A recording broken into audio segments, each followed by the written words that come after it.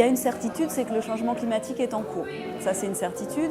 Que le réchauffement climatique, même si c'est un raccourci, est en cours, ça c'est sûr. Par contre, sur les détails, il y a énormément d'incertitudes sur l'ampleur de ces changements, sur leur impact précis autant sur notre environnement que sur nos activités économiques. Là, c'est vraiment très difficile. On ne veut surtout pas parler de prévision, on parle de probabilité, de potentiel, etc.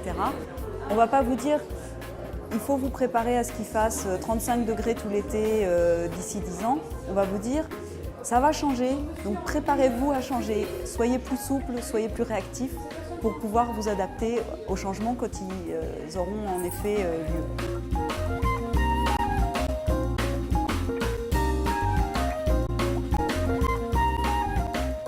On a fait l'étude qui essayait d'interroger des touristes sur leur réaction par rapport à la météo. Il y a eu plusieurs groupes qui ont été interrogés.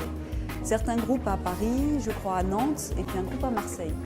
Et la réaction du groupe de Marseille était nettement différente. Ils étaient moins en recherche de soleil et de chaleur que les Parisiens ou les Nantais, parce qu'ils l'ont au quotidien, parce qu'ils vivent avec. Donc déjà notre quotidien, notre mode de vie va forcément influer sur nos choix derrière de voyage. Si on a un mode de vie, un quotidien qui est plus proche de la nature, où on a plus d'espace vert, où on a plus de loisirs, on va peut-être moins aller chercher tout ça loin de chez nous pendant les vacances. Par contre, ce qu'il faut voir, c'est que si le climat évolue comme on pense qu'il va évoluer, il y a des chances que à Lyon, à Paris, à Abbeville, les conditions climatiques aient plutôt tendance à s'améliorer avec des températures un peu plus élevées. Peut-être un peu moins de précipitations, bien que là-dessus on soit quand même encore très incertain. Mais globalement, on pense que les climats aujourd'hui qu'on a dans le sud de la France vont plutôt remonter vers le nord. Ce qui voudrait dire quelque part que si on a un climat plus clément à Paris, peut-être qu'on ira un peu moins chercher le soleil ailleurs.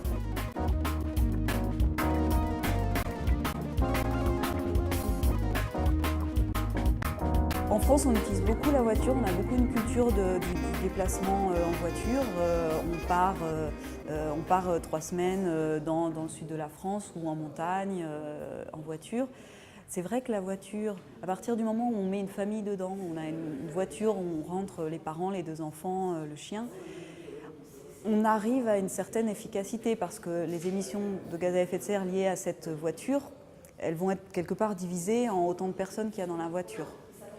Donc finalement, c'est un moyen de transport qui n'est pas le pire, hein, on va dire. C'est quand même l'avion qui pose le plus de problèmes en termes d'émissions de gaz à effet de serre, ça c'est clair et net. Ça reste le train qui est la solution encore la meilleure. C'est aussi moins de congestion sur les routes, moins d'accidents, moins de fatigue, etc., etc. Donc il faut voir aussi que ça combine tout un tas d'avantages.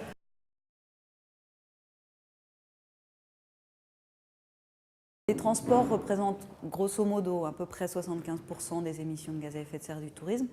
L'hébergement en représente à peu près 20%.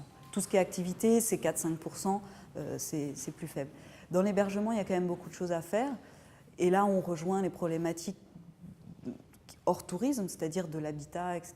Puis on a un parc existant, il y a des hôtels, il y a des centres de vacances. Tous ces hébergements, on ne va pas les raser et puis les reconstruire autrement. Donc c'est un travail aussi de longue haleine pour rénover, mais le rénover de façon bien pensée, c'est-à-dire au lieu d'acheter un système de climatisation dans toutes les chambres, peut-être qu'il va falloir faire une rénovation thermique du bâtiment, mieux penser l'aération, etc., etc. Et voilà, c'est aussi une question de comportement, pas seulement technique.